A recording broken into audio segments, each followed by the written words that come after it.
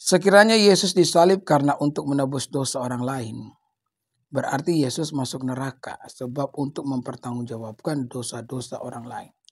Yesus tidak bisa masuk neraka. Kenapa? Karena Yesus lebih kuat daripada maut.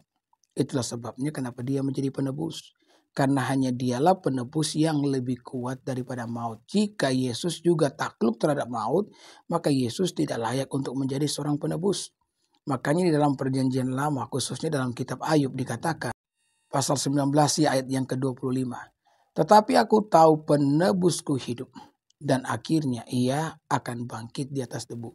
Bahkan kalau kita melihat apa yang dituliskan juga oleh Rasul Paulus di dalam suratnya kepada muridnya Timotius. 1 Timotius 6 ayat yang ke-16. Dialah satu-satunya yang tidak takluk kepada maut.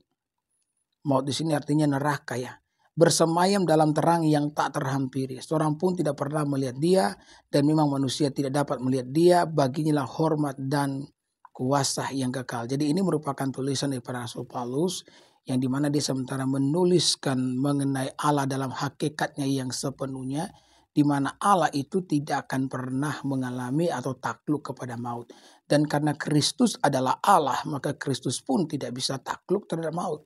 Sehingga barang siapa yang percaya kepada Kristus nantinya, dia pun akan dibangkitkan pada akhir zaman. Jadi Yesus tidak perlu untuk masuk ke dalam neraka untuk melakukan yang namanya penebusan dosa.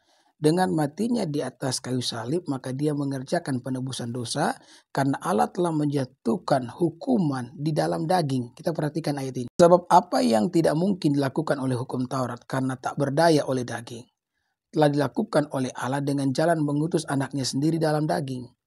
Yang serupa dengan daging yang dikuasai dosa karena dosa, ia telah menjatuhkan hukuman atas dosa di dalam daging.